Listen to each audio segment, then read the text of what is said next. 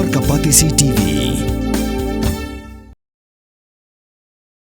Uwe na kinong yalam jong kaseng BGP ha kani kejala uba HM karkarang ha kejekran bat kilat patai kubuar halor ka lentiral ulong ba khamsuk ban Khynra Mynder ya kibawan dakarel namar ba ha karel kadon ka station ka baki hab ban sange kat ba ya kikali bawan na Surok pat ka jenjar ba namar ba omla bantem kat nupor kinwan Shushu ulong ba kador jong kimar kimataru kan khamtan ladawan kalintiral namar ba kumbakalong menta kador hagohati bad hasilong kalajanlong marsilyang bad kadaw kadai namar kiwanra dakakali om dakarel. Of course, I've not seen what are the provisions to be included that what the Honorable Deputy Chief Minister mentioned, but that's where you see government. I think so. It has made attempts to call all the stakeholders into consultations. Now, I would like to urge the NGOs or the stakeholders not come forward and speak out with the government, talk with the government. You know, there may be some problems which the government will not be able to, meet their demands not. So at least be gracious enough and meet with the government and talk with the government. A lot of things can be settled by negotiating. Now we cannot be so adamant and say that this or nothing else. So I think so. Somewhere the line we have to draw a middle line and come to a meeting ground, because ultimately. I just have one thing to say. Ultimately, if railways don't come to our state, we are the ones who will be losing out. Our future generation, 30, 40 years from now, will curse us that we have not brought in railways. Because whatever said and done, railways can bring a lot of economic development to our state.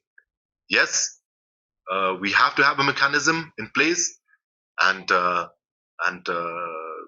government. I feel that the government is working on that, how to work out the mechanism, and because if you just compare the cost of goods between Guwahati and Shillong, it's almost double, and a major part of this difference is because of transportation. Because you go any part of the world, road transport is the most expensive means of transport. So I feel that let's do something that our future generation will not will not come down on us later on. So we have to work out a level where we can minds meet together and come up with a solution. I'll not be able to comment directly, but I think so we have to study the other states which have implemented ILP. There are other northeastern states which have implemented. We have to study from those states whether it has been able to prevent or not. So I think so. A case study can be made of those states and find out where the loopholes are and whether it has been good for the state or whether it has been detrimental to the state. So I think so. A case study has to be made with the neighboring states and find out whether ILP has actually helped them or not. Maybe that's one of the reasons also, because now when you talk about Arunachal, when you enter Arunachal and you continue traveling, you end up in the international border, including the other states also, like Manipur. Whereas Meghalaya is quite different. You enter Shillong and then you have to go to other places now. So now these are the few things that now how do you deal with that?